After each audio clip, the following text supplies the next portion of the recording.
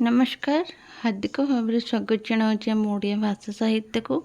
तो पिला माने आज आम आलोचना करबा +3 5th सेमेस्टर ओडिया ऑनर्स है जो कोर पेपर 11 रे तुम मानकर रही 11 रे यूनिट 1 रे तुम मानकर रही जो मो समय ओडिशा प्रथम परिच्छेद षष्ठ परिच्छेद आज आम आलोचना करबा है। तो ये आलोचना करने पूर्वर मु तुमको कही रखुची जो मैंने भी आम टेलीग्राम चैनल जॉइन करना से मैंने जाकि आम यूट्यूब डिस्क्रिप्शन बॉक्स रे लिंक अच्छी जाकि लिंक को क्लिक करके जॉइन करें है। तो प्रथम परिच्छेद रे अच्छी जीवन प्रभात है। तो आज आम आलोचना करवा पुंखानुपुंख जो मैंने भी आम चैनल को नुआ कर आसी से मैंने आम चैनल को सब्सक्राइब करने और सांग साथी मान को शेयर करने है। तो चलू आरंभ करवा। तो मो समय ओडिशार रचयिता होती कृष्णचंद्र पाणिग्राही। आर प्रथम रु षष्ठ परिच्छेद आज आम आलोचना करवा। कौन दिला ना प्रथम परिच्छेद दिला समय स्रोत बही चली दिने क्षुद्र शिशु रूप में मातृगर्भर पड़ुली किंतु आज मृत्यु पाखरे आसी पहुँचलानी। मोर आउ केते दिन बाकी अच्छी ताहा निश्चित भाव कहवा संभव नहेले मध्य आउ से बेसी दिन बाकी नहीं। यह निश्चित भाव कहवा संभवपर ओडिशार जड़े कलिशठा बहुत दिन 60 पहाड़ आसवा पर आउ केते वर्ष रहिबार आशा करिपारे। जीवनर बृहत्तर अंश इतिहास और प्रत्नतत्व अध्ययन अनुशीलन रे कटाइबु। एठी कृष्णचंद्र पाणिग्राही तांको समय ओडिशा विषय कहउचंती हला तांको निजर जीवन विषय हला टिके जा कहउची टिके मन दे सुनिबे। सही दृष्टि भाषा माध्यम मो समय ओडिशा चित्रटी आंकिबारु प्रयास होइछि। यही मोर खाली जीवन कहानी नुहे मो अस्तित्व केते जण जानती जे मो जीवन परिचय पढ़िबा पई आग्रह हेबे किंतु मो जीवन काल मध्य जहाँ मु घटी मु जहाँ अनुभव करी जहाँ देखी जहाँ शुणी जहाँ पढ़ी जहाँ लिखी बा चिंता करी ए समस्त लिपिबद्ध हेले ओडिशार इतिहास को उपादान जोगाइब और केतेक मनरे नूतन चिंताधारा आनी पारिबो। यही आशारे ही ग्रंथटी आरंभ कले। ये निज जीवन विषय मो समय ओडिशा विषय कहउचंती। मोर 3 वर्ष बयस केतेक घटना मो श्रुतिपंडरे अस्पष्ट भाव भासी उठुथिले मध्य ताहा अत्यंत असंलग्न किंतु मोर 5 वर्ष बयस ठारू गत 60 वर्ष अधिक समय बहु घटना स्पष्ट भाव मोर मन पड़ुछि। मो समय मो ग्रामटी गोटे संपूर्ण चित्र श्रुतिपटरे भासी उठुछि। मो ग्रामर नाम खिचंगी। तो कवि एठारे कहउचंदी कृष्णचंद्र पाणिग्राही तांको ग्रामर नाम होछि खिचंगी। यही पूर्वतन मयूरभंज स्टेट रे 5 पीढ़ सब डिविजन सिंहभूमि और केउंझर सीमा ठारू मात्र 3 माइल दूर रे अवस्थित। यह भंज राजवंश प्राचीन राजधानी थिबारु अद्यापि बहु प्राचीन कीर्ति विशोभित होई ए अंचल रे सुबादित होईछि। एही खिचिंग ग्राम पंचायतपुर और पणिखी नामक आउ 2टी ग्रामर सहित संलग्न होई गोटे ग्राम परि देखा जाए। वस्तुत खिचंगी कहले एक 3टी जाक ग्राम को बुझाई थाए। खिचंगी रे भूया माने बास करथले आ गंडा माने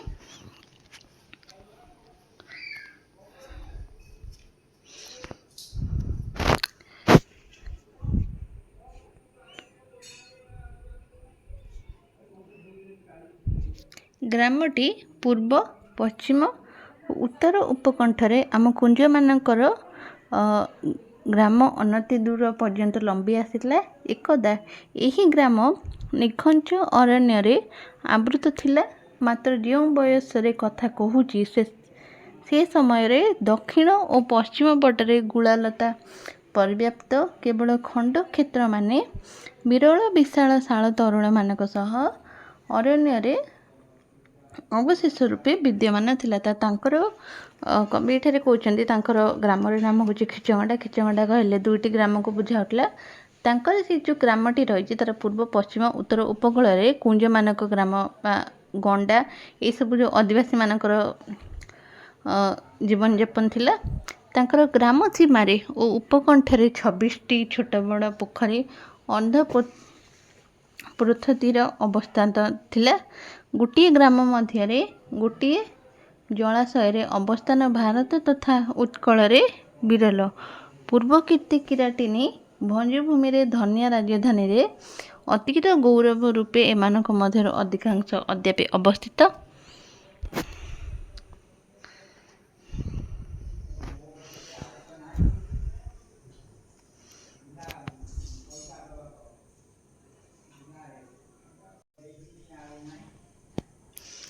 ग्रामर प्राय अध माइल दूर पूर्व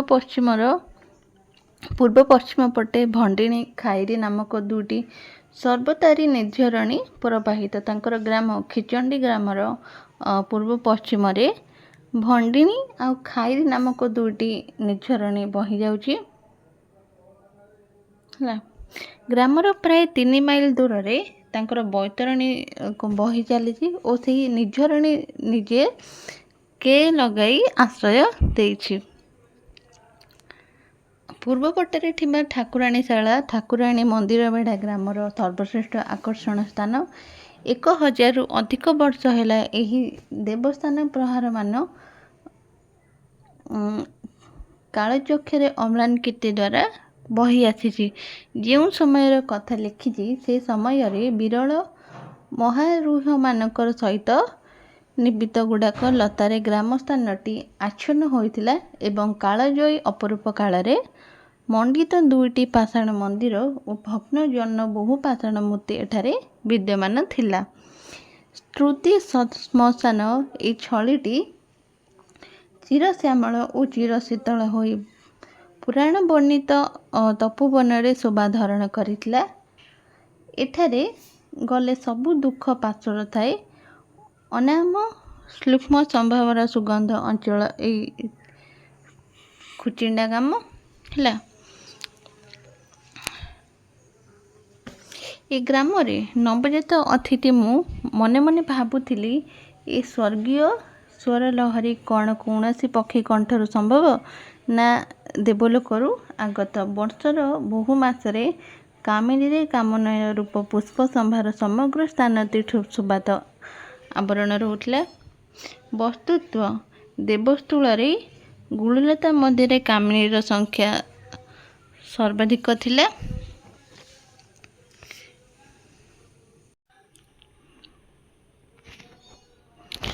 तो एठी कवि कहउचंती तांकर जो खिचंडी ग्राम थिला तांकर खिचंडी ग्राम बा आधुनिक खिचंडी भंज वंशर राजधानी होइतिबारु एठारे दुईटी राजभवनर भग्नाशेष अद्यापि देखा जाए। इथिमध्यरु गोटिकर नाम होउची विराटगढ़ आ गोटिकर नाम होउची किचकगढ़। जो तांकर खिचंगी ग्राम रही बा आधुनिक खिचंगीगढ़ भंज वंशर राजधानी से राजधानी रे दुई गोटी नाम रही। गोटीर नाम हूँ विराटगढ़ और अन्यटीर नाम हूँ किचकगढ़। मन रखिए तांकर ग्रामर नाम हूँ खिचंगीगढ़। यहाँ दुई भाग विभक्त करागला गोटे विराटगढ़ आ गोटे किचकगढ़। जितेबाला इतिहास लुप्त है सेतेबाला अनुभक्त लोक मैंने ये गढ़ दुईटीर एपरी पौराणिक नाम देले जे एगुड़िक से प्राचीन भंज वंश मानक द्वारा राजभवन थिला। ताहा ए स्थान मानकरे भूखनन तथा ताम्रशिला लेखरे एवं बहुविध प्राचीन पदार्थरु प्रामाणिक हुए। ग्रामर दक्षिण पूर्व कोणरे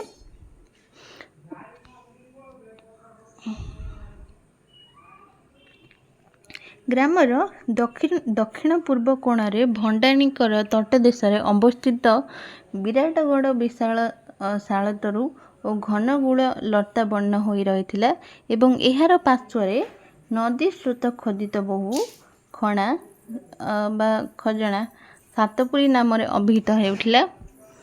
ଏହି ଘନ ଜଙ୍ଗଲ ଓ ଖଣା ଭିତରେ ପ୍ରବେଶ କରିବାକୁ ଲୋକେ ଭୟ କରୁଥିଲେ।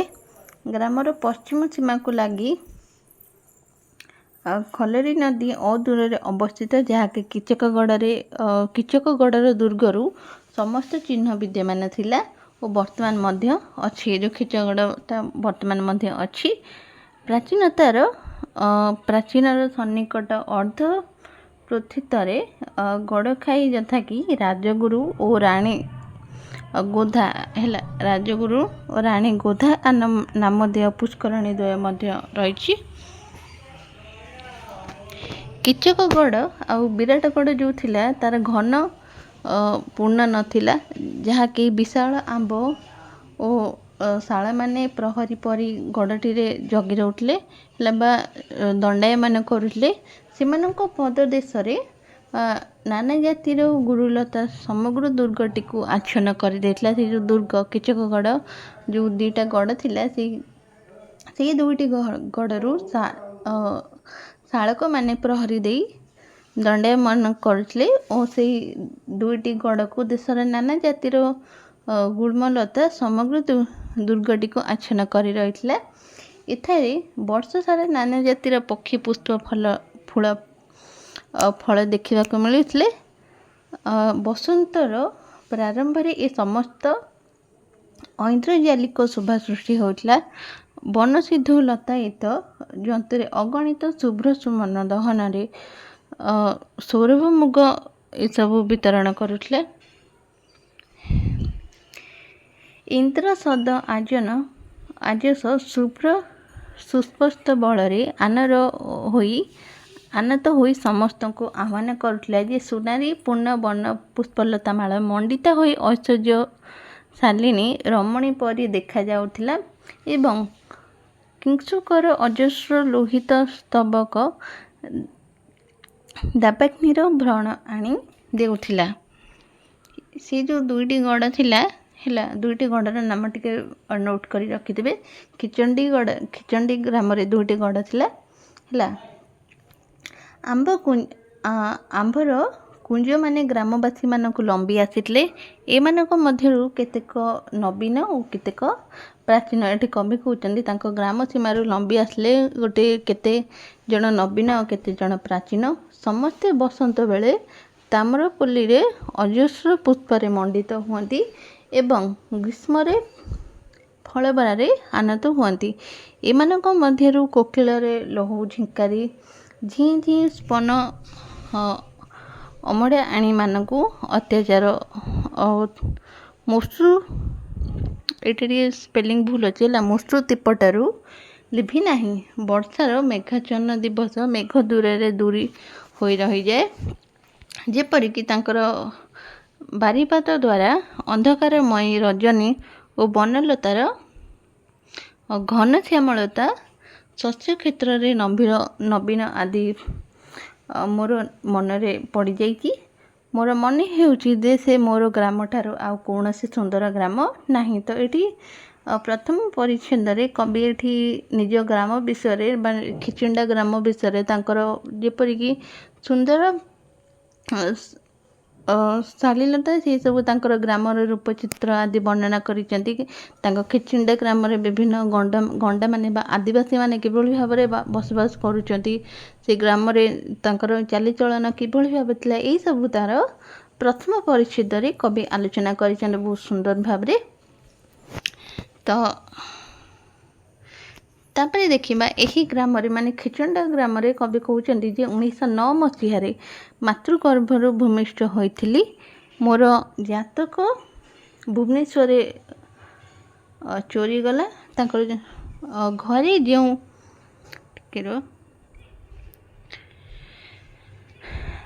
ଘରେ ଯେଉଁ ଟିପ୍ ପଶିଥିଲା ସେହି ଅନୁସାରେ ସନ 1316 ସାଲରେ ମାର୍ଗଶିର 27 ଦିନ କୃଷ୍ଣ ଚତୁର୍ଥୀ ଭକ୍ତଗୁରୁରେ ଦବା 23-19 ସମୟରେ ମେଷ ଲଗ୍ନରେ ମୁଁ ଜନ୍ମଗ୍ରହଣ କରିଥିଲି। ଏଣୁ 1909 ଖ୍ରୀଷ୍ଟାବ୍ଦରେ ମୋର ଜନ୍ମ ଘଟିଥିଲା। ଶୈଶବ ଓ ଯୌବନରେ ମୁଁ ସର୍ବାଧିକ ଥର ଜ୍ୟୋତିଷଙ୍କମାନଙ୍କ ମୁହଁରୁ ଶୁଣିଛି ଯେ ମୋର କୋଷ୍ଠୀରେ ଧନ ବିଦ୍ୟା ସନ୍ତାନ ନାହିଁ। ଏଠି କବି ନିଜ ବିଷୟରେ ଆଲୋଚନା କରିଛନ୍ତି। ଏହି ଗଣନାରେ ମୋର ବାସ୍ତବତା ସହ କୌଣସି ସମ୍ପର୍କ ନଥିବା କୋଷ୍ଠୀରୁ ଫଳାଫଳରେ ମୋର ବିଶ୍ୱାସ ହେଉନାହିଁ। କୋଷ୍ଠୀରେ ମୋର ଆୟୁ କାଳ ଥିଲା 72 ବର୍ଷ, କିନ୍ତୁ 62 ବର୍ଷ ପରେ ଅନେକ ଦିନ ବଞ୍ଚିଗଲାଣି। ଏହିସବୁ କାରଣରୁ କୋଷ୍ଠୀର ଫଳାଫଳରେ ମୋର ବିଶ୍ୱାସ ନାହିଁ।